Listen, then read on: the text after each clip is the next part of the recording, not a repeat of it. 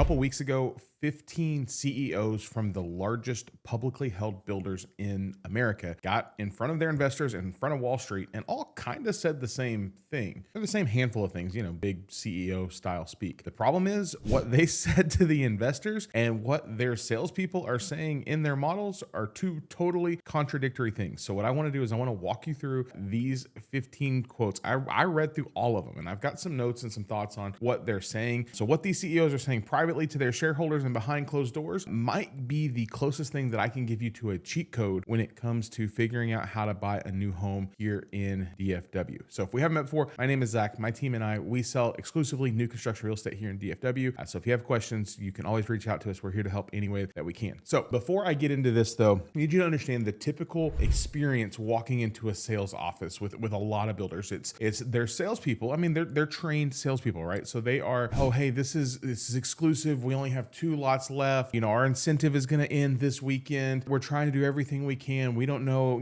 prices may go up. And I want to tell you, there's probably a little bit of truth to that because that's kind of what they're being told, right? And truthfully, they don't know. They don't know, hey, is their lending incentive going to change on Monday? Honestly, they're just kind of stuck in the middle selling the product that they have in front of them, right? But to be honest, the conversation that we hear in sales offices versus what the people that are saying that own these sales offices in boardrooms are kind of telling two completely different stories. Now, I will tell you before we get into the article, this is not an endorsement of any of these 15 CEOs. There's some of these builders I love doing business with. There's some of them that I wouldn't touch at all. And if you've been around my content, you know those ones. And I'm probably going to point that out to you as we go. This also doesn't include some of the better privately held builders, right? Or smaller builders, more boutique builders. Now, this also doesn't mean that every builder is terrible and that they're out to get you. But I do think this is important to note when we see 15 CEOs of the largest home builders in America start talking and they start saying things. I think it's important to take note of to what they're saying. So like I said, I'm going to we're going to kind of work through it together. And then I've got a couple things that I picked out that I think could probably help you if you're on your home buying journey. Let me pull up the article. Here we go. 15 public CEOs are saying about the 2026 housing market. Here we go. Housing in 2025 never quite met expectations. We know that in large part due to weak consumer confidence and persistent economic uncertainty. It was kind of a year that fell flat. Many of the builders, many practices that have become employed in the last year, including sales incentives and mortgage rate buy downs, have become commonplace. I've been telling you guys about this for a while. Some of the best deals that we'll find in homes are with builders because they're doing their rate buy downs, they're doing their closing costs, all of those things. And they've become fairly commonplace regardless of the build. They all kind of structure them a little bit differently, but they all know that they kind of have to do this, right? So public earning calls, here's what they're saying their outlook is for 2026. So let's just kind of start at the top. So DR Horton, one of America's largest home builders, he says, we've increased our sales incentives during the first quarter and we expect incentives to remain elevated in fiscal year 2026 with the level dependent on demand, changes in mortgage interest rates and overall market conditions. Our experienced teams, yada, yada, yada, are doing great at pricing homes at affordable price points for key components of our operating platform and to support our ability to aggregate market shares. Golly, guys, why do we speak so? Let's just make it simple. We recognize the current volatility and uncertainty in this economic condition and will continue to adjust as market conditions in a disciplined manner enhance the long-term value of our company. So let me give you the really, really simple version of what he just said. He just said, we're going to keep using our incentives. We're going to keep putting money in places to sell homes so that we can, sell homes, right? So we're going to spend money where we need to spend money. So there's a line item in their budget specifically for buying your business. This isn't generosity. This is just their quarterly numbers that they have to hit. They know they have to, churn so many houses a quarter in every different market, right? So they're not, they're going to give you a good deal. They're going to give you interest rates. They're going to give you price reductions. They're going to give you closing costs, and they're budgeting to do so. And if one of the largest home builders in America is budgeting to do that, don't you think almost everybody else is probably taking note and doing the same thing? Again, not generosity. This is them specifically buying business. All right. That was Horton. All right, let's go to Stuart Miller. He is the executive chairman and co-CEO of Lennar, another large home builder. Here's what he says. While in our first quarter, margins and our bottom line continue to reflect affordability-driven realities of the current housing market, we also saw continued improvement in all facets of underlying cost structure that has set us on a course to stabilize and improve margins as we continue to produce volume and meet market at affordability. Even with the current challenges, we feel optimistic about our position in strategic markets and the progress made in reshaping our business for current conditions. We are adapting to market conditions and not waiting on the market to bounce back. I'm going to give you...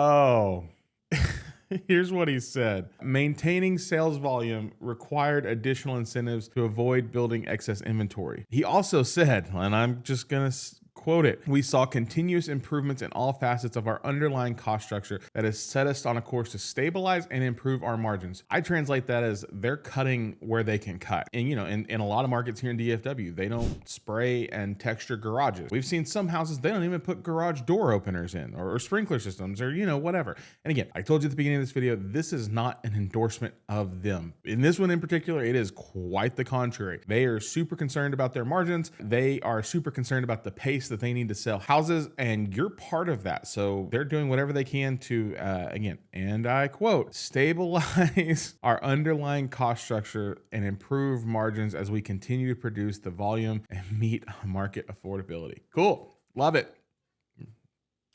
That's my sarcasm. All right, let's go to Pulte. Pulte, another big national builder. Look back on 2025, it was a good year. You heard repeatedly, demand was high. It was highly variable as consumers responded initially to movements in interest rates. All that being said, monthly absorption. So how much did we sell month over month? Rates followed typical seasonal patterns throughout the year. Looking forward to 2026, we are looking for more improved affordability as mortgage rates are almost a full % lower than a year ago. We're close. We're not a full % lower. Full %, and then new home prices have reset while consumers have benefited. A more upwards of 4%, a more financially capable consumer combination with improving affordability pictures puts this industry in a much better position heading into 2026. Given the dynamics, I think consumer confidence will be a critical component to determining just how strong buyer demand is in months to come. That's an interesting take. I think he's a little, honestly, I think he's a little over optimistic. They demand softened. Like that was just kind of what it was. Even in a market like DFW where we have tons of people moving in, transaction numbers were down. I mean, we sold a lot of business. People still bought a lot of homes, but from like year over year, I think people felt like transaction numbers were down. So they need to sell homes. This is kind of the theme of this whole video, right? The builders need to sell homes to get things off their balance sheet. They need the sales experience. Soft demand, like, things that might not have been negotiable 2 years ago, they're probably back on the table for you to negotiate. So I think he's got a positive outlook there, but we'll see what happens with that. All right, let's keep going. Meritage. We don't know how this spring season will unfold, but we are encouraged by improved conditions. As we look to 2026 and beyond, Meritage has chosen to be a top 5 builder focused on spec building with move-in ready inventory, streamlined operations, a diverse geographic footprint, and a differentiated ability to compete against retail given our 60-day close ready guarantee and our realtor engagement. So Meritage a couple years ago switched to an inventory only model. So like you can't go to Meritage anymore and be like, hey, we want to buy a home and start at dirt and take 6 months and go through all of those things. Like they're not going to let you do that. They have streamlined their process and they have in a lot of ways, hey, we have homes that we can close like several of the same footprint in any neighborhood in 60 days or less. So they're trying to make a streamlined process, which also means they streamline their incentives. They like all of their homes internally, same color palettes, different floor plans, same color palette. So it's basically, as best as they can, copy and paste to try and give people quick move-in options where they can. They tend to be hyper aggressive on their incentives from their lending side, but it also means they're pretty straightforward on their pricing in terms of how they negotiate deals. You've got a little bit of margin here and there, but you're not going to wheel and deal with them, so to speak. I mean, a little bit like I said, but they're trying to be as straightforward as they can to make it like, hey, this is what we do. I don't want to call them CarMax, but if you've ever bought a car at CarMax, it kind of in a way can get that. It's like, hey, we want to give straightforward pricing. We want this. We're going to do this. We're going to do this. We're going to do this. We're going to include washer, dryer, fridge, and most of not all of our homes. And we're just trying to make it as straightforward as we can to move units. All right, next one, KB. We remain optimistic and we believe favorable demographics will be a key driving support. Consumers demonstrate their interest in buying homes reflected in our website visits. We produced 2,400 net orders in the fourth quarter, maintaining a consistent approach to pricing by offering transparent and affordable pricings rather than inflated pricing masked by heavy incentives. Interesting. This remains the foundation of our competitive position as it allows us to advertise compelling pricing directly on our website. It's also how we build trust with consumers. So KB is coming out and saying, hey, you know what? We're not going to inflate our prices to cover the cost of what we're giving you in incentives. So it would be interesting to see kind of how that dynamic plays out. All right, Taylor Morrison. They believe affordability improved over the last year alongside lower interest rates, wage growth, and price disparity. Are you sure?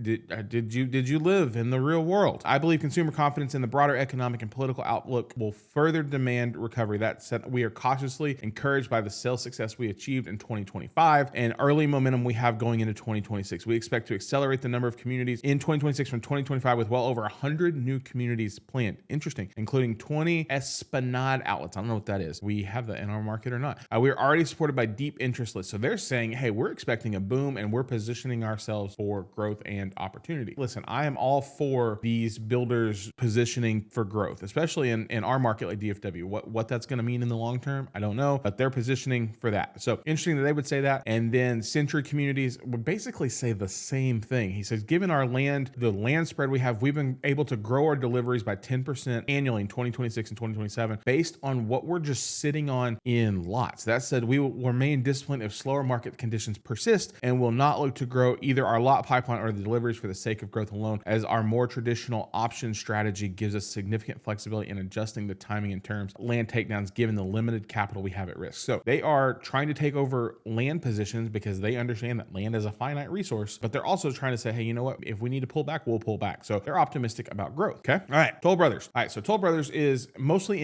they're big nationally, but in our market, they're more of the higher end builders. So realistically in North Texas, you're not finding Toll Brothers under, probably $600,000 and upwards of that. So I look at that from the lens of this. I know plenty of other markets, they might have a little bit more of an affordable price point, but DFW 600 is about their starting point. So Toll Brothers says we've seen an increase in overall traffic. Our strategy of balancing price and pace worked well in our quarter. Our overall incentive remained flat compared to the fourth quarter look at that, 8% of sales price. So if you're wanting a math number that you can use on average of what you can expect in incentive dollars, 8%. He literally said it right there. We were using 8% of sales price for the third consecutive quarter that our incentives remained flat on a percentage basis.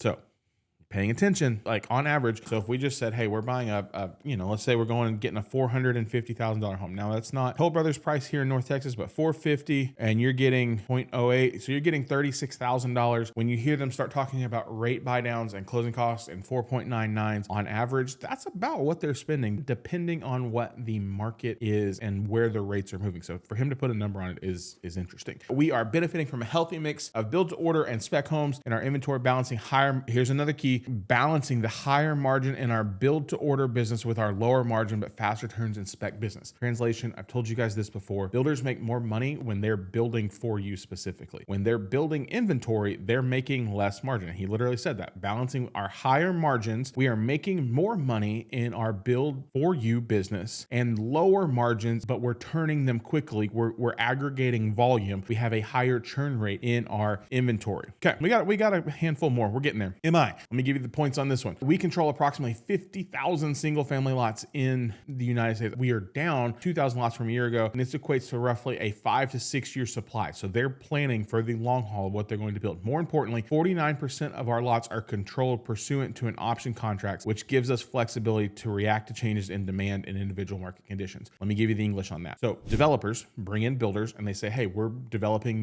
this neighborhood. It's going to be this many homes. It's going to be this many price points. And then they come in with the option to buy in these neighborhoods. And so MI is saying, hey, we hold a lot of option contracts. So if the market turns, we could easily cut and get out and move on to something different. So despite current challenging conditions, we feel very good about our business and remain very confident in the long-term fundamentals of the industry as we are well positioned to begin 2026. All right, Dream Home Finders, our Dream Finders homes. We continually demonstrate the resiliency of our business as well as perseverance. As 2026, we remain focused on further scaling. Cool. KHOV. This one I think is interesting as we work our way down. Our current approach emphasizes maintaining steady sales and clearing older, low margin lots and older QMI. So older inventory, looking ahead as we look to open new communities where these incentive costs are already factored in during our land acquisition. So they know for the long term, they're going to be spending money on incentives and they're trying to factor that into their land costs. But look at the next part. We anticipate stronger gross margins provided the market doesn't require further increase in incentives. So they're factoring it into how they're buying their land and they're thinking long term, they're they're actually going to make more money. Take that for what it's worth. As long as we don't need more incentives. Based on our recent sales, we don't anticipate that to happen. So KHOV, especially here in DFW, has looked at reevaluating their portfolio and neighborhoods that they were in, last year. And you're like, oh, they had a ton of lots and they were going to stay there. They got out and then they said, hey, you know what? We're going to look at where we can go. So translation, to me, this is the way I understand this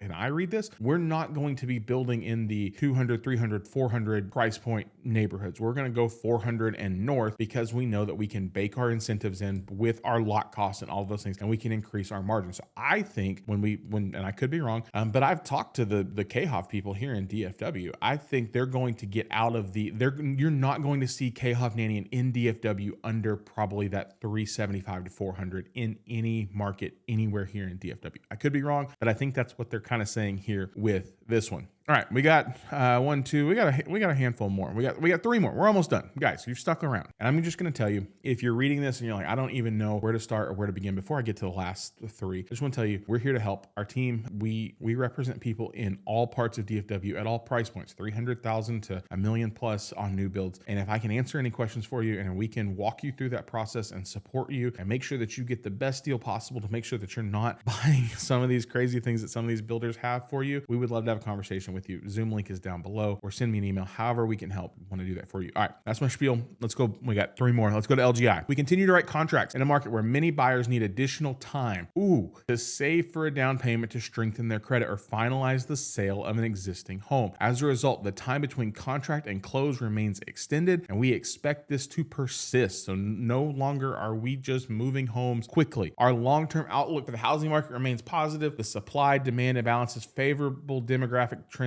and essential need for attainable home ownership reinforce the strength of our strategy. We move in 26 with resilience and focus, and we're going to do all the same things we've continued to do.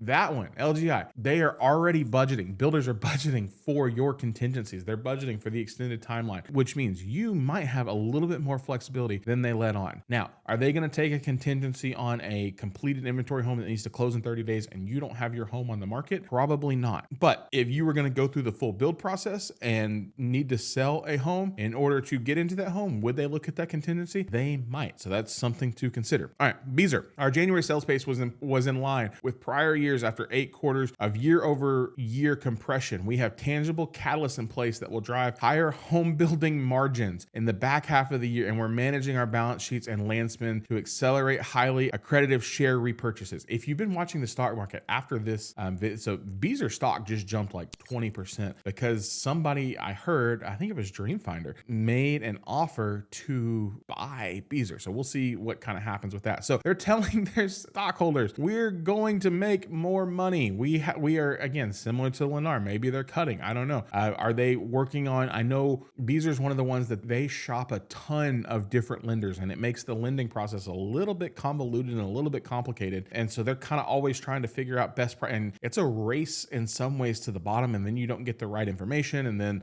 loans are wrong or disclosures are wrong. And it's a whatever, but they're just saying, hey, we have tangible catalysts in place to drive higher home building margins in the back half of the year. And we're managing our balance sheet. On sales, we're not just hoping market conditions continue to improve. We're also benefiting from new branding and lead generation efforts we launched last fall. The focus of enjoying the great outdoors message is more comfortable and healthier homes. Yeah, so they have very affordable, like they're let's be honest, a lot of new builds at this point are highly energy efficient. We are partners in building, or I'm sorry, Green Brick Partners. Green Brick is Trophy. They are exploded here in DFW specifically. We are laser focused on maintaining an investment grade balance sheet to support our targeted expansion in high volume markets. We remain focused on growing our business, particularly the Trophy brand. Trophy's growth in Dallas, Fort Worth, and Austin, combined with our first community in Houston during the spring selling season, presents significant opportunities for sustained growth over the next few years. Yeah, Trophy, nobody had heard of them 5 or 6 years ago, and now they're probably 50 communities deep here in DFW. Similar to Meritage, they're going to sell inventory only, a very modern looking home, energy efficient. In my opinion, to be honest, great opportunity potentially for a first time home buyer. Budget under about $450. Anything above that. I think there are plenty of other things that compete just for better quality for what your spend is, but